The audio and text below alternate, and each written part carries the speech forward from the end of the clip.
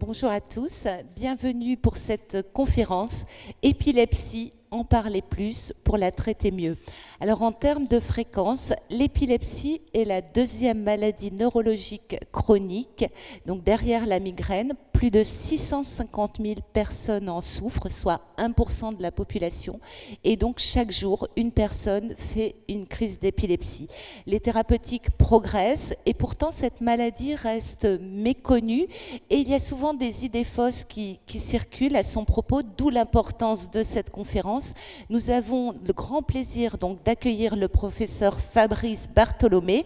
Vous êtes professeur de neurologie, chef du service épileptologie, je vais y arriver, et rythmologie cérébrale de l'hôpital de la Timone. Christophe Lucas, également, vous êtes président d'Épilepsie France, et Véronique Allegrini, donc vous êtes épileptique depuis l'âge de 19 ans et vous allez nous apporter votre témoignage. Les échanges vont être animés par Anne Jean-Blanc, journaliste santé au point. Anne. Merci beaucoup. Alors pour commencer, je trouvais qu'il était important qu'on ait des témoignages de patients parce que l'épilepsie, on en parle peu, on en parle mal. Et donc nous avons deux patients qui sont, un papa de patient et une patiente qui représentent un petit peu les deux extrêmes de ce qu'on peut vivre dans cette maladie aux formes extrêmement multiples, comme on va le voir avec Monsieur Bartholomé. Véronique, votre entrée dans l'épilepsie, c'était quand et c'était comment ? Dans le micro très proche, oui. J'ai commencé à en souffrir, j'avais 19 ans. Je ne savais pas du tout ce qu'était l'épilepsie. Et un jour, je travaillais et ma sœur a cru que j'étais en train de mourir. Elle a couru pieds nus en face, chercher un docteur. Et là, on a réalisé que j'avais fait une crise d'épilepsie. Mais personne dans ma famille ne savait ce que c'était. Et voilà, ça a commencé comme ça. Et vous, Christian, pardon, excusez-moi.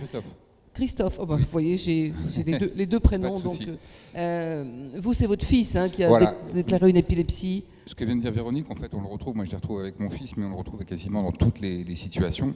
C'est-à-dire que les gens il y a un choc, c'est un choc de la vie. La crise est un choc elle-même, mais pour l'entourage, c'est un choc en général. Moi oui. C'était mon fils. Il avait 10 ans et la première crise est forcément, parce qu'on ne sait pas ce qui se passe, on n'a aucune idée de ce qui se passe, l'entourage. Donc il était quoi ? Il était en train de jouer ? Il était chez vous ? Je dirais même, moi pour vous dire, il était sur un banc en train de discuter avec son grand-père et d'un seul coup, la crise a démarré. Il a perdu connaissance en plus, ça a été très loin parce qu'il a été réanimé. Mais ce choc-là, c'est-à-dire que vous l'avez, vous, en tant que parent, et le patient là aussi, mais aussi les services de secours, parce que les secours qui étaient là, eux-mêmes, ils avaient une méconnaissance de la maladie. On s'est retrouvé avec des pompiers ou des SAMU qui ne savaient pas trop ce que c'était comme crise, ce qui se passait. Oui. Donc c'est le choc global en fait. Oui. Et alors votre fils qui malheureusement est décédé avait une forme d'épilepsie extrêmement rare. Vous m'avez dit qu'il y avait moins de 10 cas en France. Il y a moins de 10 cas en France, il y en a 5 connus, il y en a 60 dans le monde. Il avait un syndrome particulier qui est le syndrome de Lafora. Qui est une dégénérescence liée à une accumulation du glycogène dans le cerveau, en fait, qui va annihiler plus ou moins, au fur et à mesure, toutes les capacités. Oui. Alors ça m'amène à me tourner vers vous, Monsieur Bartholomé, parce que finalement, on voit bien que l'épilepsie, elle est multiforme. Oui, en fait, ce qu'il faut bien savoir, c'est que ce sont des maladies effectivement multiples. Le point commun de toutes ces maladies, ce sont des activités électriques anormales. Je crois qu'il y a d'abord une slide qui va illustrer vos propos. Effectivement, oui. Voilà. Passer. Alors, je vais le passer. Voilà. Donc effectivement, ce qu'il faut bien comprendre, c'est que ce sont des maladies d'abord du cerveau, c'est la première chose. Ce sont des maladies du cortex cérébral, c'est-à-dire la partie la plus superficielle du cerveau. Et vous savez que le cerveau, c'est un organe bioélectrique dont le fonctionnement est intimement lié à l'échange d'informations à travers des rythmes. Ces rythmes sont produits par les assemblées de neurones dans chaque région spécialisée. Donc l'épilepsie, fondamentalement, c'est une maladie qui va changer au moment de la crise les rythmes EEG, c'est-à-dire électroencéphalographiques ou électriques du cerveau, vers des rythmes anormaux Et selon la localisation dans le cerveau, vous allez avoir des symptômes très, très variables.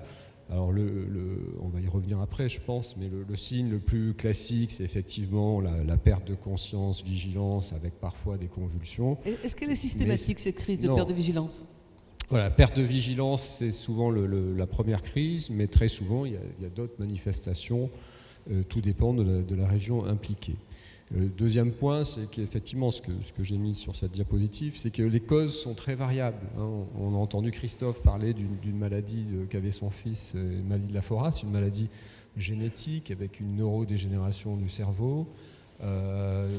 C'est évidemment une cause très rare. Il y a beaucoup d'autres causes, des causes parfois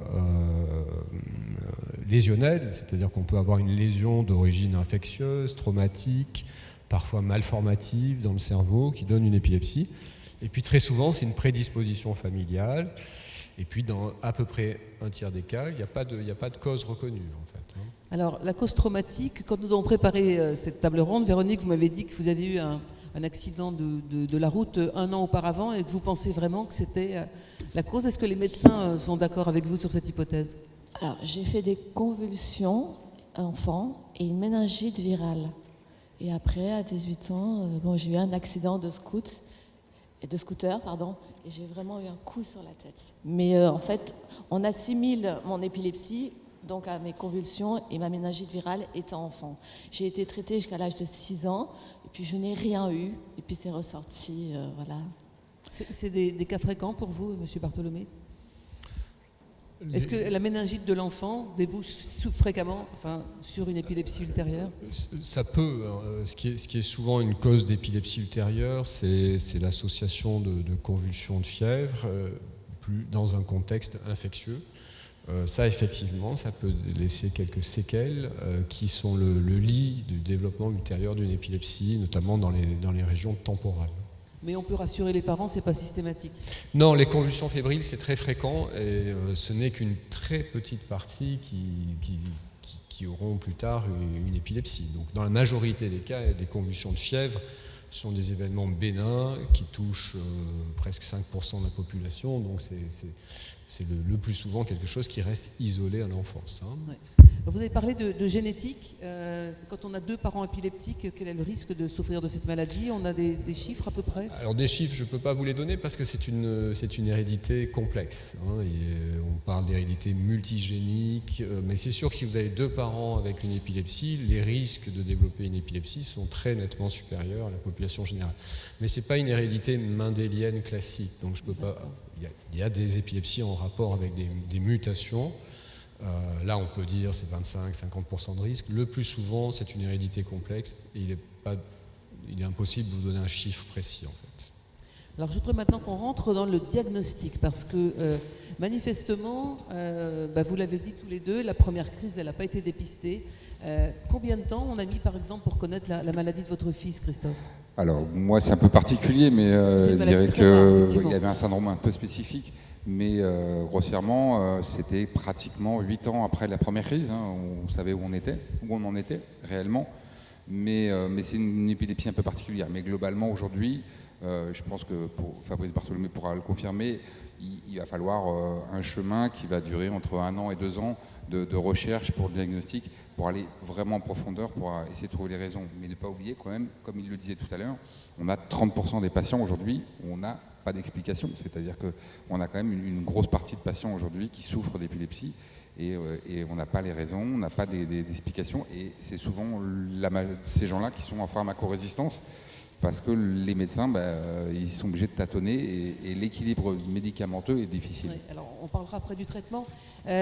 Véronique, entre votre première crise et le nom d'épilepsie prononcé, ça a duré combien de temps ? Disons qu'on a mis beaucoup de temps, voilà, comme vous le disiez, à trouver... Beaucoup de temps, c'est quoi ?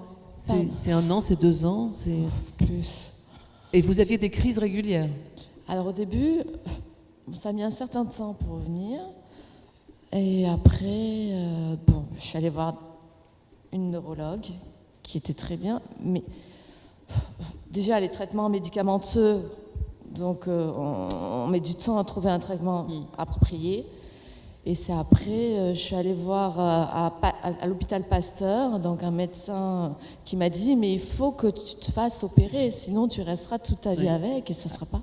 Oui. Voilà. Alors les traitements, on en parlera après. Le dépistage, est-ce que pour vous qui êtes vraiment un grand spécialiste, c'est facile?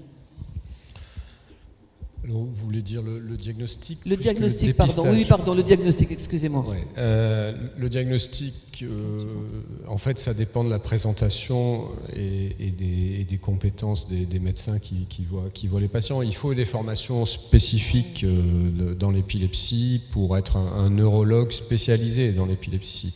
Et le problème, c'est que beaucoup de neurologues n'ont pas cette formation. Et qu'un patient qui voit un neurologue non spécialisé n'a pas forcément un diagnostic précoce. Et le diagnostic précoce est très important pour éviter qu'une personne fasse des crises, parce que répéter les crises, ça peut être un risque de pharmacorésistance, et puis les crises comportent un danger. Donc quand on... Alors je ne sais pas si vous voulez que je passe l'image suivante. Bon, celle-là, je peux passer. C'était simplement pour vous dire que, alors, bon, puisqu'on parle de diagnostic, ce sont des maladies qui apparaissent avec deux pics, hein, que l'on voit sur cette diapo en haut à droite. Il y a un premier pic dans l'enfance, et puis un deuxième pic, et ça c'est moins connu, après 55 ans. Donc l'épilepsie du sujet, entre guillemets, âgé, c'est extrêmement fréquent, c'est 3-4% de la population. Et on sait pourquoi ça réapparaît à cet âge-là? Oui, alors le vieillissement cérébral s'accompagne d'une perte des systèmes inhibiteurs. Hein, ça devient un petit peu moins efficace au niveau des interneurones inhibiteurs dans le cerveau. Donc vous avez un risque d'excitabilité accrue. Et donc par le vieillissement simple, il y a un risque accru d'épilepsie. Et puis vous avez des maladies cardiovasculaires, neurodégénératives, traumatiques, etc., qui s'accumulent avec l'âge. Et qui influencent l'épilepsie. Vous avez des crises d'épilepsie, par exemple, dans la maladie d'Alzheimer. Alors, parfois, la maladie d'Alzheimer se présente au début comme une épilepsie. C'est assez rare. Hein. Il ne faut pas que les patients avec épilepsie soient inquiets. Le plus souvent, ce n'est pas le cas. Mais voilà, d'une façon générale, beaucoup de maladies du cerveau s'accompagnent d'une hyperexcitabilité et d'un risque de crise. Alors sur le diagnostic, en fait, il y a un diagnostic de la cause, hein, et la cause, j'ai un petit peu résumé là, vous avez des causes génétiques ou des prédispositions familiales, et ça donne plutôt des épilepsies qu'on appelle généralisées. C'est-à-dire des épilepsies où tout le cerveau est hyperexcitable. Et vous avez là-dedans les grandes crises, les fortes crises généralisées tonico-cloniques, des absences, des crises myocloniques. Tonico-clonique, excusez-nous, mais grand public, ça veut dire quoi? C'est des crises grand mal, les crises qui ont donné l'image à l'épilepsie, c'est-à-dire la personne qui tombe et qui convulse. Donc c'est plutôt les épilepsies généralisées qui donnent ça. Et puis vous avez tout un groupe d'épilepsies qu'on appelle les épilepsies focales, où là, c'est une lésion focale dans le cerveau qui est à l'origine des crises. Et donc les manifestations, c'est toutes les fonctions du cerveau qui peuvent être transitoirement interrompues, modifiées par la décharge épileptique. Donc ça peut être un trouble transitoire du comportement, du langage, une hallucination transitoire, des activités automatiques, une rupture de contact. Enfin, voilà, c'est-à-dire qu'en fonction de la zone concernée, vous avez des symptômes différents. Absolument. Si vous avez une crise qui naît dans le cortex visuel, occipital, le patient va avoir une hallucination visuelle, des troubles visuels, éventuellement d'autres symptômes. Si c'est dans le système moteur, ça va être des signes moteurs, etc. Donc il faut bien connaître, bien sûr, le contexte pour faire le diagnostic. Et sur le plan diagnostique, c'est essentiellement basé sur la clinique. Donc il y a un interrogatoire qui doit être quasi policier pour connaître bien les symptômes que ressent le patient et puis qui vont être décrits par l'entourage. Et l'autre grand axe diagnostique, c'est l'électroencéphalographie. Vous avez un exemple sur la diapo à droite. Alors on peut faire un EEG standard qui dure une vingtaine de minutes. Très souvent, il faut faire un EEG avec du sommeil pour arriver à sensibiliser l'examen. Donc pendant que les gens dorment, vous faites un électroencéphalogramme pendant que les gens dorment?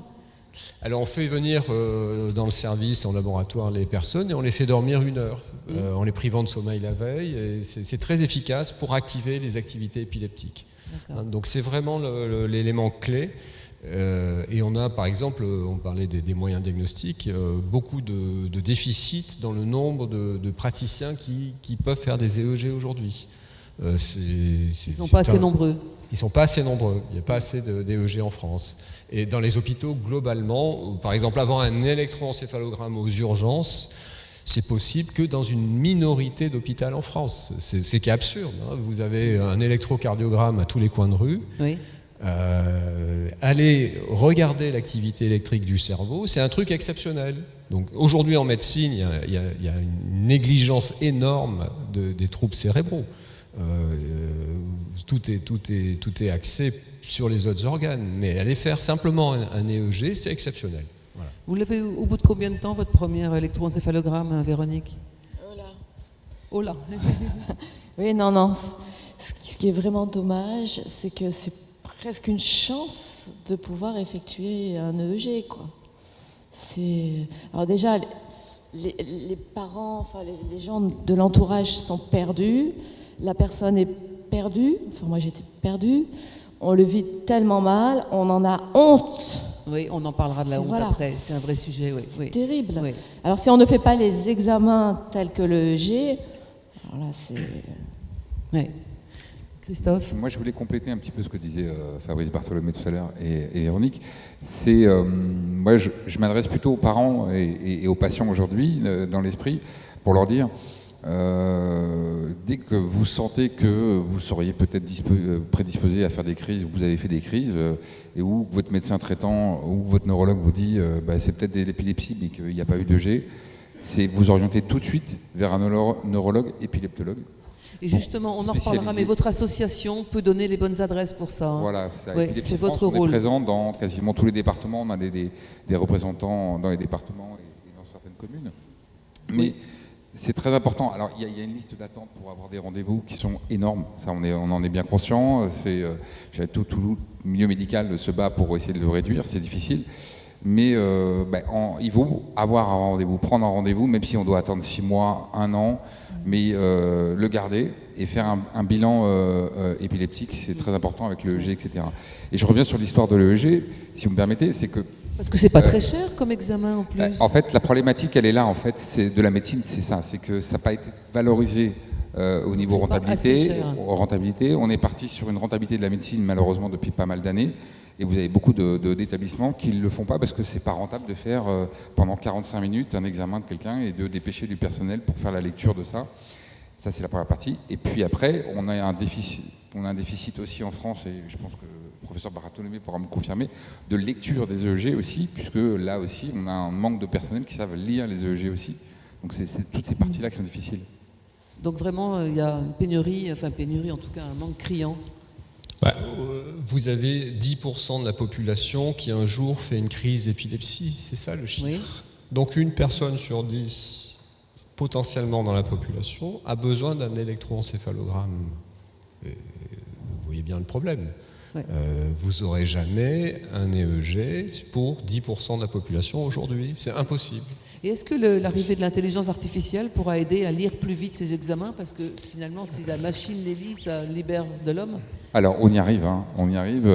Nous, on est une association de patients, et on est sollicité par beaucoup d'entreprises, entre guillemets, de la nouvelle technologie ou de licorne à venir.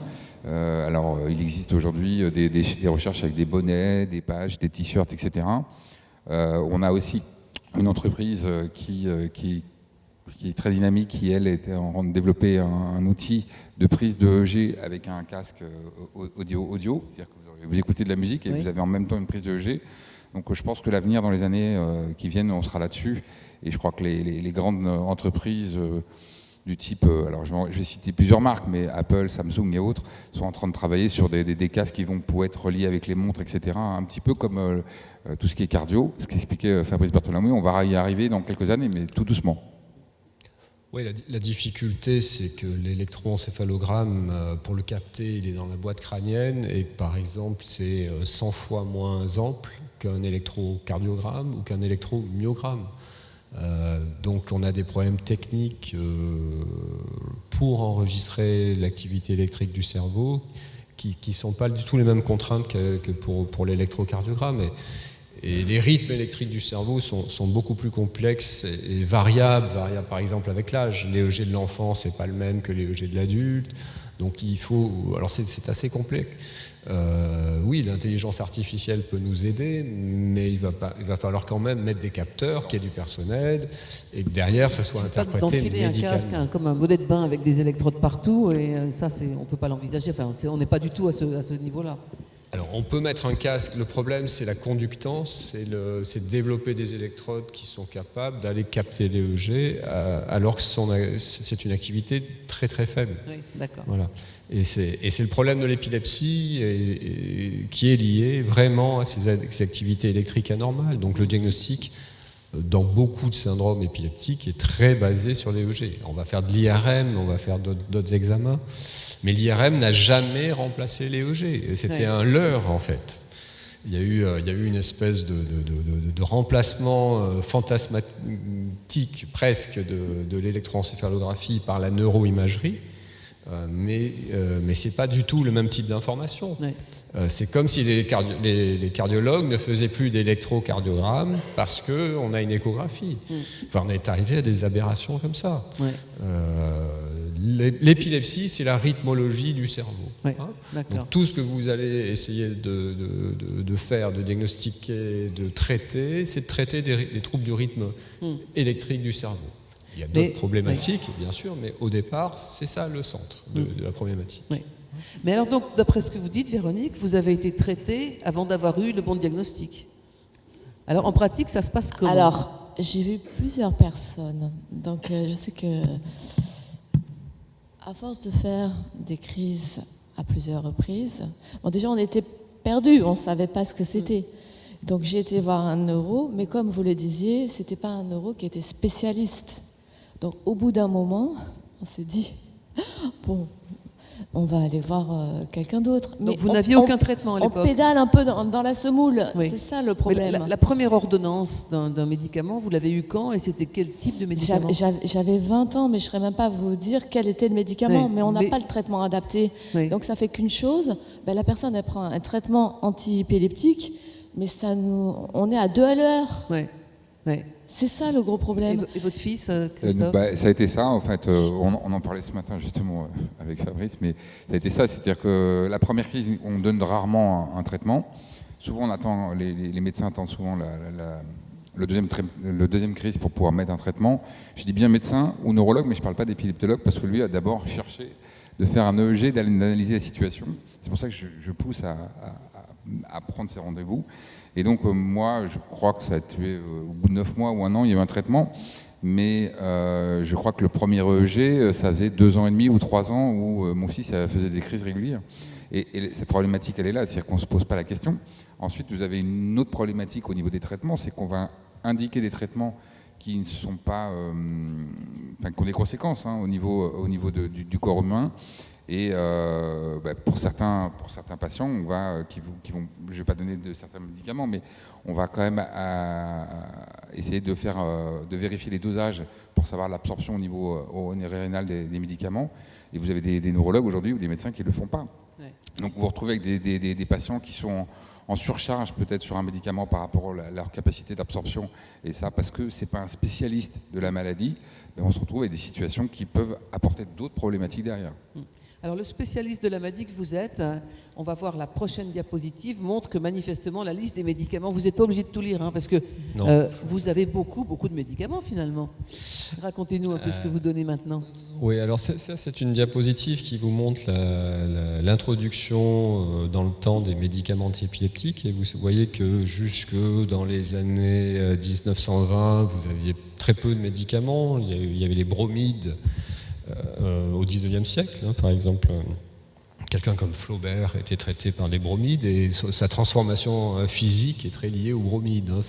Ça fait prendre du poids, ça fait perdre les cheveux, ça ralentit. Et puis il y a eu le phénobarbital, la phénitoïne, qui sont des premiers traitements qui ont été introduits, un peu modernes. Puis la carbamazépine, le valproate, la fameuse dépakine. Oui. Ça, c'est des médicaments dans les années 60. Et à partir des années 90, vous avez l'introduction de très très nombreuses molécules antiépileptiques. Et ça continue. Hein, jusqu'à l'heure actuelle, on a des médicaments qui sortent régulièrement. Donc, on a un choix d'à peu près 25 molécules antiépileptiques aujourd'hui, qui sont des médicaments qui agissent au niveau de la transmission neuronale, qui diminuent l'excitation en fait des cellules neuronales. Donc si vous en donnez au-dessus d'une certaine dose, il est évident que l'effet n'est pas spécifique de l'épilepsie. Donc vous pouvez avoir des effets secondaires. Donc un ralentissement, une fatigue. Par exemple, des troubles de type trouble de la concentration, trouble attentionnel, ralentissement, effectivement, fatigue, un petit peu de vue qui se trouble, enfin des symptômes comme ça qui sont assez banals, qu'on essaie de réduire en donnant la dose minimale efficace et puis en faisant des associations complémentaires qui permettent d'avoir une action synergique des médicaments. Et il y a de nouvelles molécules qui sont récentes ou qui arrivent. Vous avez l'espoir d'avoir des médicaments peut-être encore plus précis, plus ciblés, plus spécifiques? Alors il y a des médicaments qui ciblent certains systèmes de neurotransmission, hein, par exemple le système GABA qui est le système inhibiteur dans le cerveau. Donc il y a des médicaments qui augmentent cette transmission. Ou qui diminuent l'excitation en bloquant les canaux sodium. Et puis il y a des médicaments qui arrivent à agir sur ces deux systèmes, par exemple le cénobamate qui est un nouveau traitement qui vient de sortir. On a des nouvelles voies thérapeutiques, par exemple à partir des dérivés du cannabis. Donc vous savez que dans le cannabis, c'est le CBD, le cannabidiol qui est la partie la plus antiépileptique, qui peut être extraite et donnée aujourd'hui dans certains syndromes épileptiques comme le syndrome de Lennox-Gastaut ou le syndrome de Dravet. Donc ça veut dire que la recherche progresse et qu'on peut espérer pour l'avenir un ailleurs meilleur? Alors ça c'est la partie, je dis essentiellement l'industrie pharmaceutique de la recherche, hein, parce qu'il faut bien dissocier aujourd'hui la recherche en médecine sur les médicaments, elle est essentiellement liée aux firmes pharmaceutiques. Donc il y a beaucoup de travail de ces firmes pour introduire de nouveaux traitements. Après, malgré tout, le taux, vous voyez cette courbe ascendante de traitements antiépileptiques, le taux de pharmacorésistance, c'est-à-dire le nombre de patients qui ne répondent pas complètement à ces traitements, reste assez stable. C'est à peu près 30%. Ça veut dire que vous avez presque un tiers des patients qui n'ont pas un contrôle complet, voire parfois pas du tout, de leur épilepsie. Et ça, les épilepsies pharmacorésistantes, ce sont les plus embêtantes. Et là, vous avez d'autres solutions?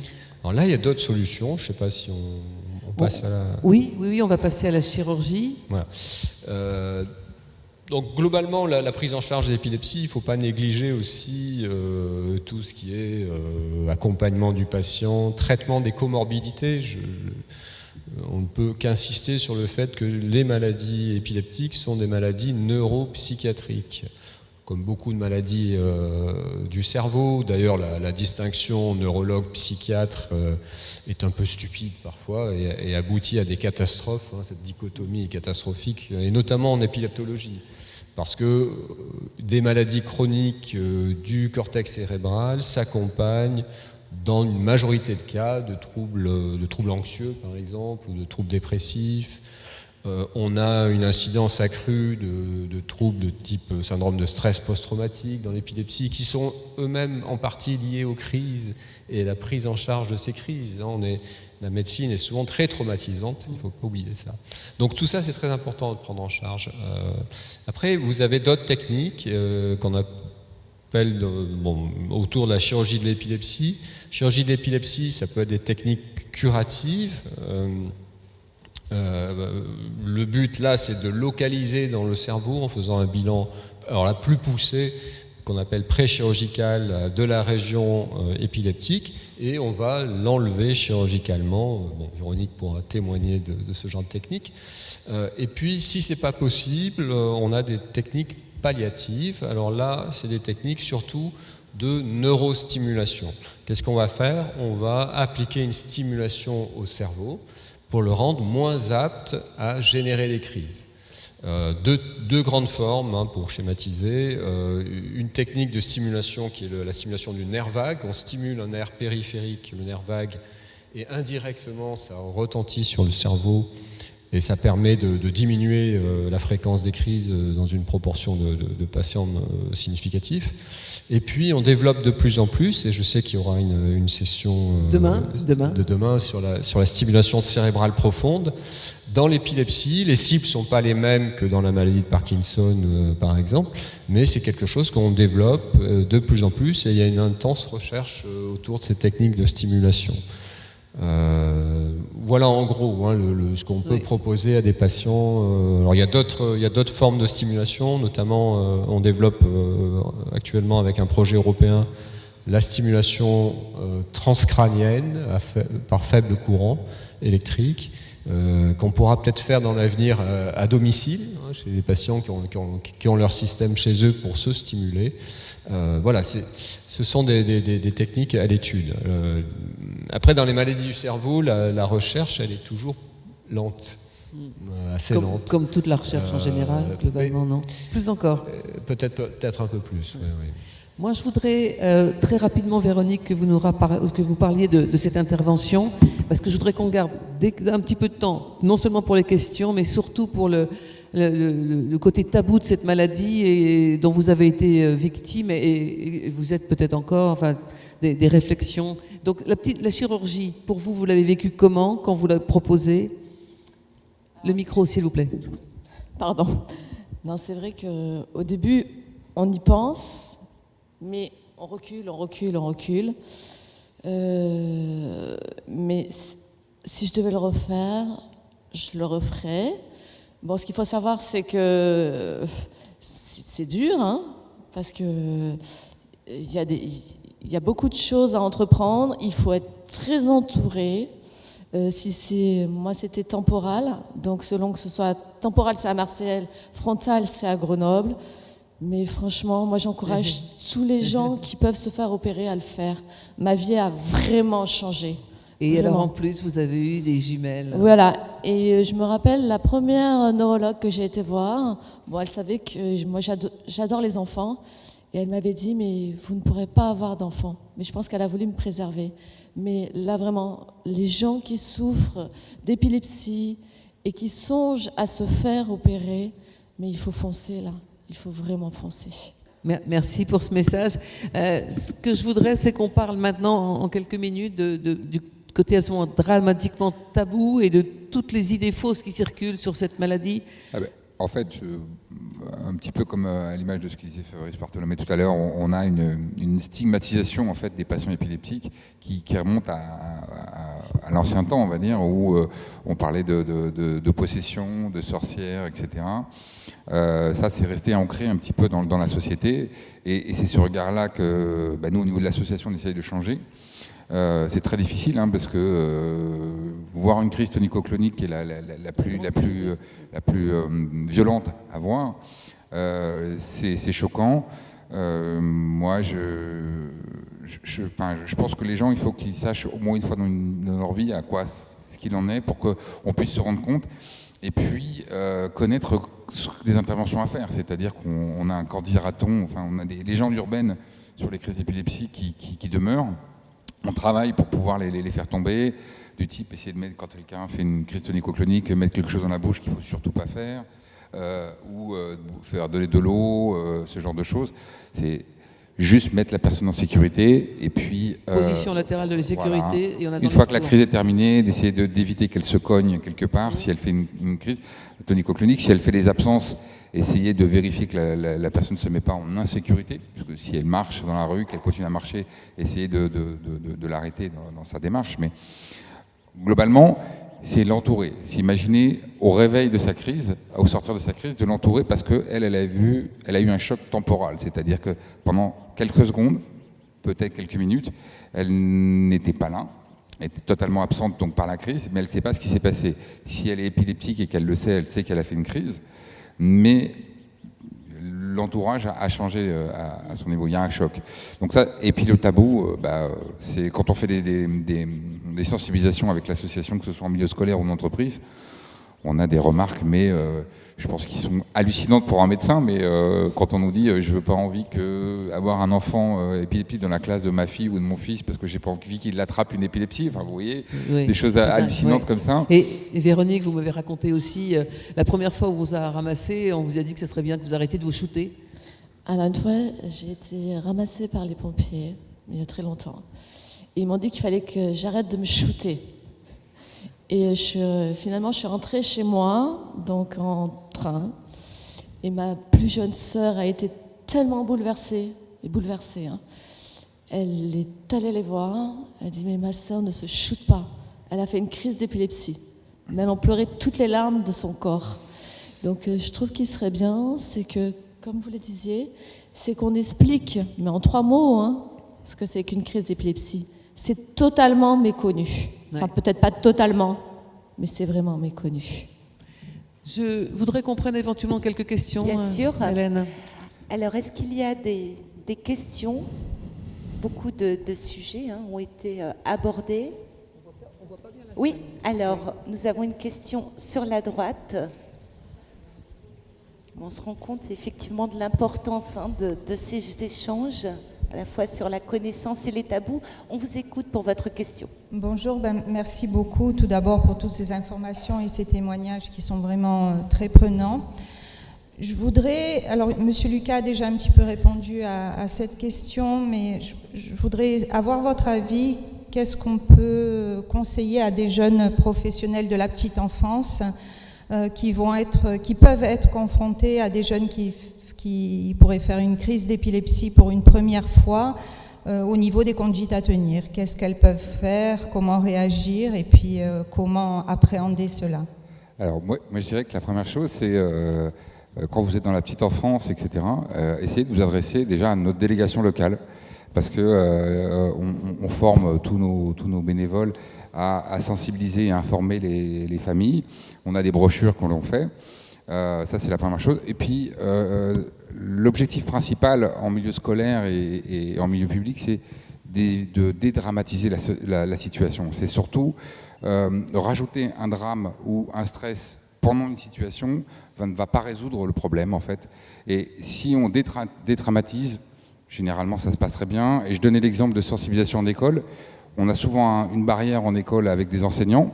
Mais les enseignants, pas parce que c'est la peur de la crise, c'est la peur de ne pas savoir ce qu'on doit faire pendant cette crise. Est-ce que dans le brevet de secouriste, par exemple, il y a quelques mots sur l'épilepsie? C'est comme le cahier des charges d'Air France, c'est 4 lignes. D'accord. Excusez-moi. Alors, est-ce qu'il y a une autre question? Oui, nous en avons une là. Alors écoutez, j'ai ma petite fille qui fait des crises d'épilepsie comme ce monsieur vient de le décrire. Donc décrochage scolaire. Je l'ai eu une semaine à la maison, il fallait travailler, il fallait faire la fable de La Fontaine.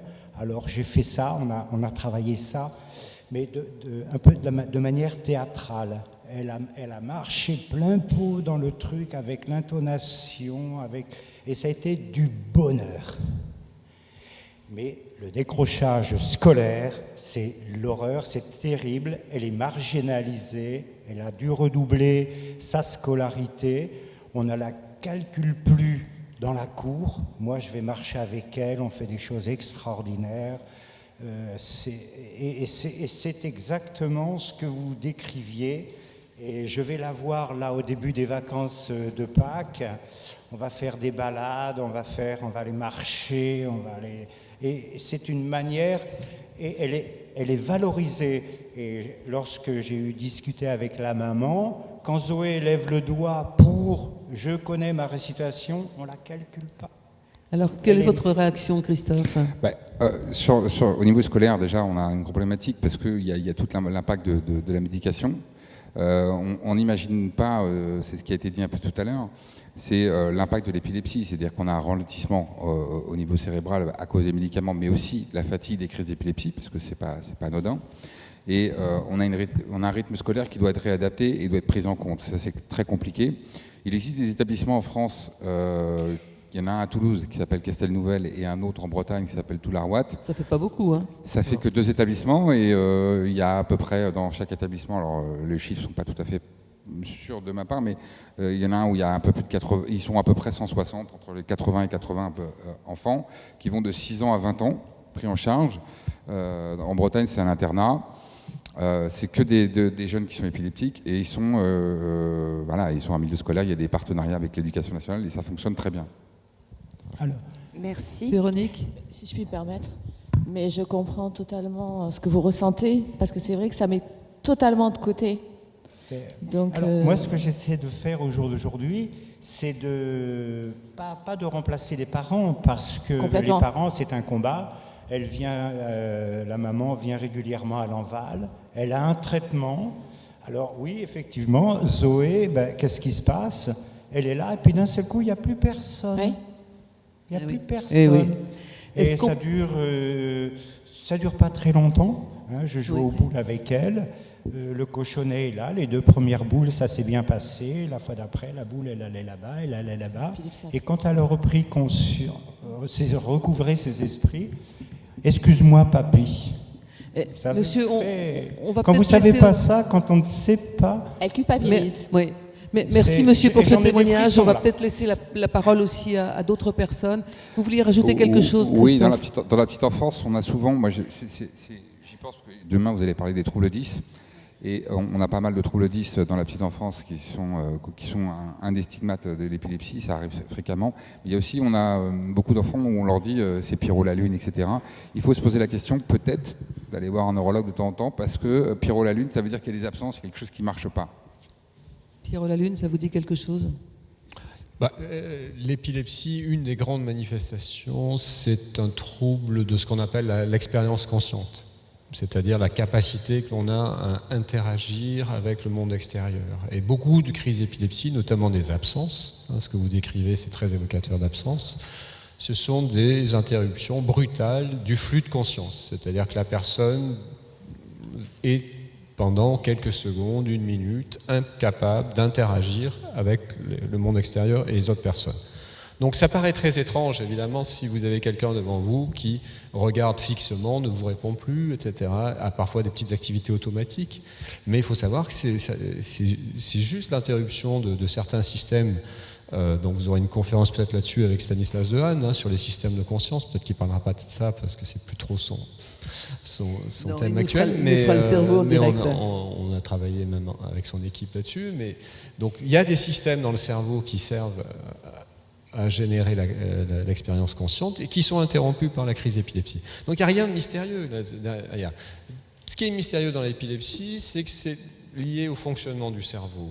Ce que fait un trouble du rythme dans le cœur, c'est d'essouffler la personne, de la rendre moins capable de faire un effort physique. Ce que fait un trouble du rythme dans le cerveau, c'est beaucoup plus complexe, ça paraît bizarre, donc ça donne naissance à des tas d'interprétations qui sont à l'origine de cette stigmatisation, de ces tabous.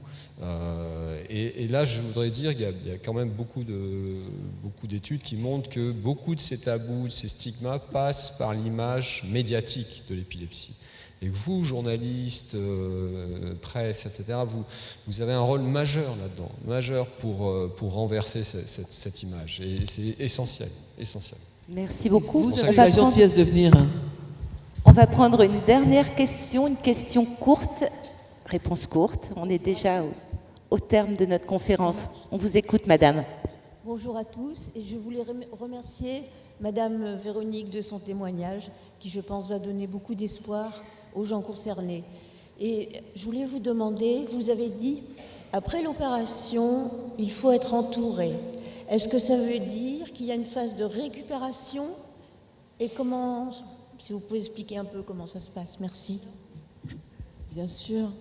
Mais déjà, on revit, donc on change, mais dans le bon sens. Mais il faut se remettre de l'opération. Et il y a des choses qui ont tellement changé qu'il faut s'y adapter. Mais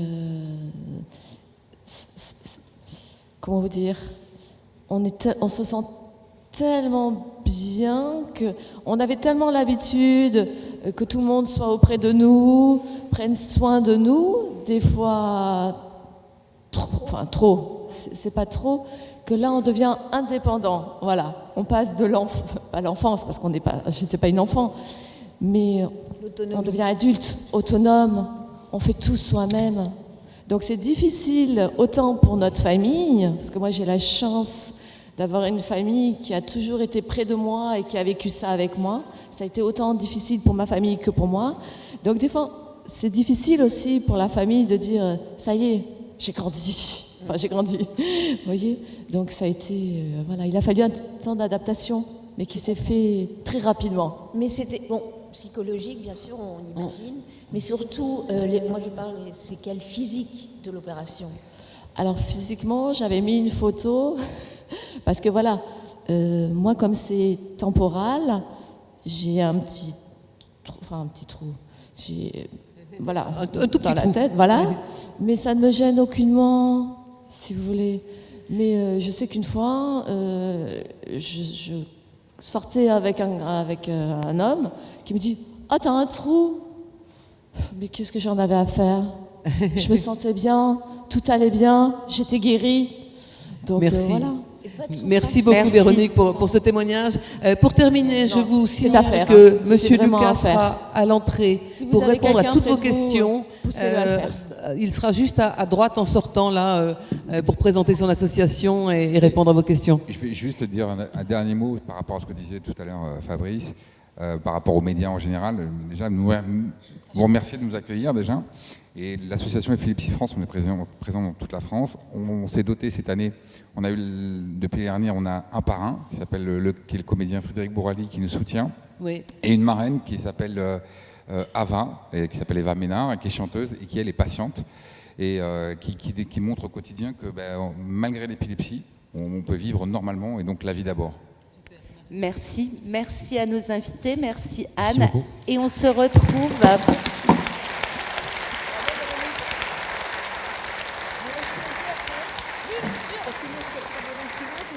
Et on se retrouve dans quelques minutes donc pour aborder d'autres maladies aussi qui souffrent de tabous et qui sont les maladies psychiques. À tout de suite, merci à vous.